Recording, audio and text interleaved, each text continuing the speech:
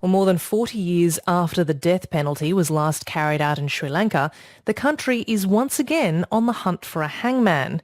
President Maithripala Sirisena is expected to start signing the death warrants of convicted drug traffickers within days.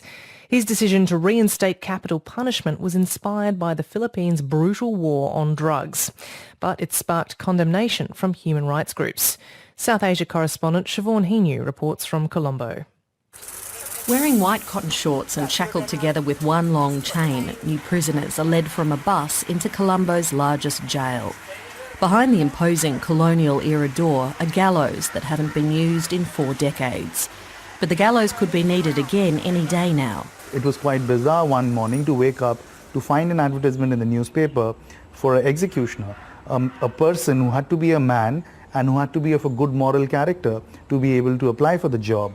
That's Biraj Patnaik, Amnesty International's South Asia director and a leading voice opposing Sri Lanka's decision to reinstate the death penalty. Sri Lanka's President Maithripala Sirisena says he was inspired by a recent trip to the Philippines where he met strongman President Rodrigo Duterte. Mr Sirisena praised Mr Duterte's violent crackdown on drug crime, which observers say has seen 5,000 extrajudicial killings. He called it an example to the world and vowed to bring back the noose in Sri Lanka to target drug traffickers.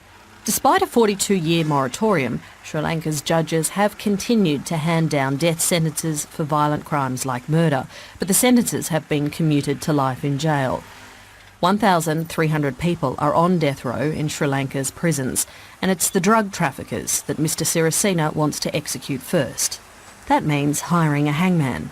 Prisons Commissioner T.M. Jayasiri Wijanath says more than 100 people applied for the job, which pays $280 a month. This is a very crucial job. Therefore, if it is suitable, this particular person, we can use. He says it's been so long since the death penalty was carried out, the successful applicant will have to be trained by experts from a foreign country, probably Pakistan. Sri Lanka is a popular transit point in the South Asian narcotics trade. Police have already seized more than twice as much heroin this year than they did in 2018. But in this majority Buddhist country, which has cultivated an image as a serene tourist destination, the move has many concerned. Amnesty International's Biraj Patnaik again. All we have is a number. We don't know their names. We are not in touch with their families. We have no idea whether they had a fair trial. We have no idea whether these trials took place under circumstances where the evidence was obtained under torture. 17 convicted drug traffickers, including one woman, are expected to be executed soon. Biraj Patnaik hopes pressure from religious leaders will force a rethink before the irreversible punishment is carried out. So we are very much hoping prominent voices from the Buddhist clergy, prominent voices from other religious clergy, including the Christians and the Hindus, would speak up against the death penalty and help change the president's mind. Amnesty International's Biraj Patnaik, ending that report by South Asia correspondent Siobhan Hinu.